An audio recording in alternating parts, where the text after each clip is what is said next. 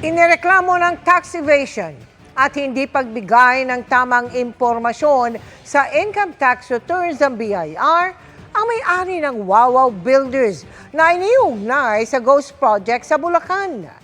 Nakatutok si Chino Gaston. Reklamong tax evasion at hindi pagbigay ng tamang impormasyon sa income tax returns ang isinampa ng Bureau of Internal Revenue o BIR laban sa may-ari ng Wawaw Builders na si Mark Alan Arevalo.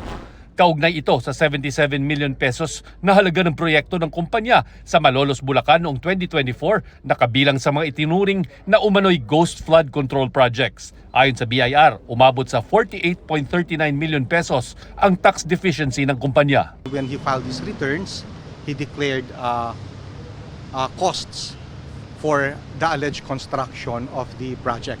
But since wala naman pong proyektong ginawa, so yung mga dineclare niya doon ng mga deductions, operating costs are fictitious and existent. And therefore, that is the basis why we filed a tax evasion case against him. Hindi pa raw kasama sa reklamo ang mga politikong iniuugnay sa mga umano'y ghost flood control projects sa Bulacan. Lahat po ng mga personalities na lumabas na allegedly involved sa anomalies na ito ay iniimbestigahan po ng Bureau of Internal Revenue. Sinisiguro lamang po natin na pag nag-file tayo ng kaso ay may maliwanag tayo na pasayan. Ayon sa BIR, ito na raw ang ambag ng ahensya sa ginagawang investigasyon sa katiwalian, hindi lamang sa ghost projects, kundi sa mga substandard at ibang infrastructure projects na hindi na kumpleto.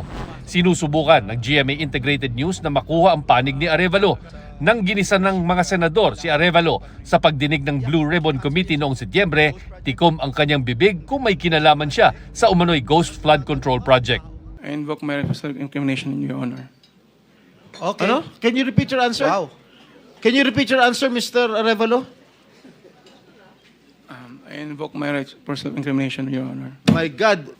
Dahil may mga usapin po na kakasuhan yung mga contractor ng DPWH po at parte ng ulat ng Senado na magpagrekomenda ng paghahain ng kaso laban sa resource person, ang payo ng aking mga abogado ay huwag magsalita sa panahon na ito. It is only answerable by yes or no, Mr. Arevalo. Bine-verify pa po namin, Your Honor. Kalaunan sa mga sumunod na pagdinig, sabi ni Arevalo, sa pilitan daw ginamit ang lisensya ng kanyang kumpanya sa ilang proyekto.